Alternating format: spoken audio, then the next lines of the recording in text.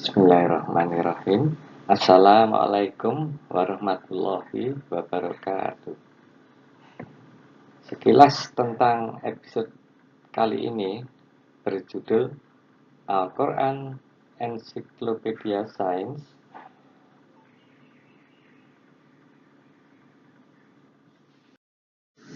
Beberapa dekade belakangan, bahkan hingga sekarang, muncul suatu upaya menghubungkan fenomena sains yang ada di alam dengan teks Al-Quran. Salah satu pionirnya adalah Maurice Bucaille, seorang dokter dari Prancis. Ia menulis buku berjudul The Bible, The Quran and Science. Isi buku tersebut digambarkan secara apik bagaimana relasi antara ayat-ayat suci dengan fenomena-fenomena sains yang berkembang, sehingga terbukti bahwa memang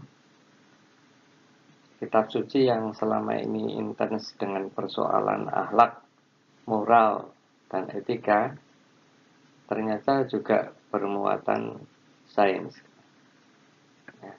Ya, ini biasa disebut dengan ayat-ayat sains. Memang terdapat pendapat dari sebagian pihak yang mengatakan bahwa semua apapun fenomena yang ada di alam, termasuk fenomena sains, itu tersurat dalam Al-Quran. Dengan demikian, Al-Quran selain berfungsi sebagai panduan moral etis bagi individu maupun secara sosial, juga dianggap sebagai sumber sains dan teknologi. Dalam hal ini, Al-Quran ditempatkan sebagai ensiklopedia sains. Patut disyukuri bahwa tidak sedikit ayat-ayat Al-Quran berbicara tentang fenomena alam, atau disebut dengan ayat-ayat sains.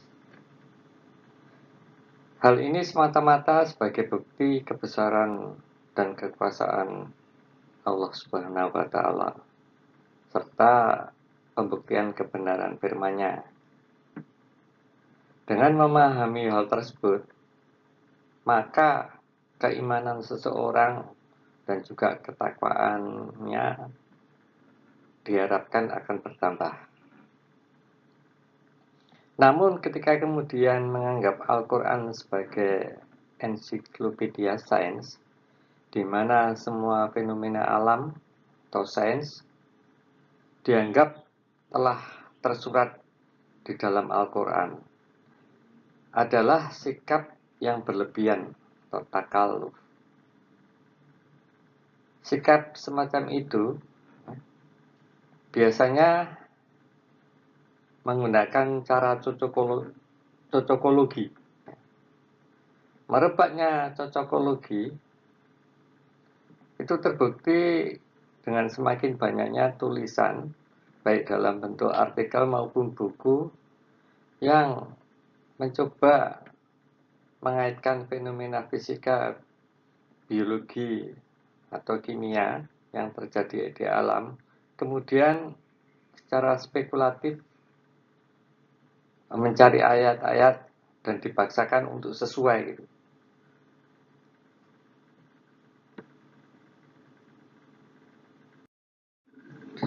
Salah satu cocokologi adalah saat beberapa waktu yang lalu dunia dilanda oleh wabah COVID-19. Beberapa orang mengatakan jika virus corona itu telah ada di Al-Quran. Ya, ini dalam surat Al-Ahzab ayat 33 yang bunyinya, wama karena fi buyutikum dan seterusnya, yang diterjemahkan dan hendaklah kamu tetap di rumahmu. Beberapa orang kemudian menyamakan kata karena dengan corona. Kemudian juga ketika pemerintah meminta orang untuk tinggal di rumah, nah ini dianggap relevan dengan frasa ayat di atas, yang meminta untuk tetap tinggal di rumah. Ini rasanya berlebihan karena konteksnya berbeda ya, di mana ayat ini itu terkait dengan istri-istri Nabi yang diminta untuk menjaga diri dari fitnah ya, dengan tidak sering keluar rumah. Nah itu salah satu contoh ya, cocokologi. Nah ini takaluf ya, berlebihan. Di samping itu ada juga buku yang mencoba mengupas tentang energi nuklir yang ada dalam Al-Quran ya, yang kesannya itu terasa spekulatif ya. Meskipun ini perlu penelitian lebih lanjut, tetapi ada kesan yang timbul bahwa itu termasuk cocokologi.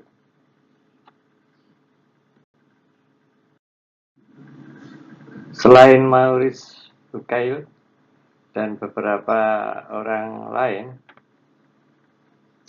ini ada orang Turki namanya Adnan Oktar, atau nama populernya Harun Yahya. Ini menulis berbagai buku yang bernuansa sains, di mana rujukannya adalah ayat-ayat yang ada dalam Al-Quran. Ya ini baik saja, ini bagus ya. Selama itu tujuannya untuk mengagungkan Sang Pencipta Allah Subhanahu wa Ta'ala, atau untuk membenarkan firman-Nya gitu. Namun kemudian ketika menganggap bahwa semua penelitian sains itu harus merujuk pada Al-Quran ya, dengan cara mencari ayat-ayat, kemudian itu dipakai untuk melakukan penelitian ilmiah, itu rasanya juga berlebihan. Karena dalam hal ini sudah menempatkan atau mendudukkan Al-Quran sebagai ensiklopedia sains. Ini suatu sikap takaluf ya, berlebihan. Menilik dari apa yang dilakukan melalui cocokologi, sepertinya sebagai upaya yang tidak sepenuhnya bisa disalahkan. Namun begitu, hal ini mengandung implikasi tertentu sebenarnya. Mengapa demikian? Karena sains itu berkembang, senantiasa berubah dan berkembang dari waktu ke waktu ya, dengan segala variasi kerumitan atau kejelimetannya atas temuan-temuan baru. Tentunya semakin banyak fenomena sains yang tidak mudah untuk dicocok-cocokkan dengan ayat-ayat tertentu dalam Al-Quran. Ambil contoh, misalnya bidang biologi molekuler gitu, dengan penemuan sel punca atau stem cell, cloning, dan seterusnya. Apakah kemudian perlu dicarikan dalil-dalil dari Al-Quran ya, agar sesuai? Gitu juga dengan fenomena teknologi artificial intelligence ya. Apa juga perlu dicarikan ayat yang sesuai sebagai upaya legitimasi ya, dan menempatkan Al-Quran sebagai ensiklopedia sains. Ada jutaan topik ya, ke depan, bahkan mungkin ya, lebih dari jutaan gitu.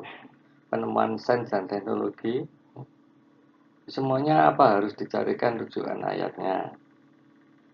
Nah, implikasinya bila kemudian upaya cocokologi tersebut tidak berhasil, dalam hal ini tidak menemukan ayat ya, yang sesuai dengan situasi atau penemuan sains baru ya. Implikasinya adalah munculnya anggapan seolah-olah Al-Quran tidak kompatibel dengan sains. Ini kan menjadi suatu kesalahpahaman gitu, menjadikan munculnya kesalahpahaman. Karena pada dasarnya Al-Quran itu adalah panduan moral etis ya bagi manusia ya.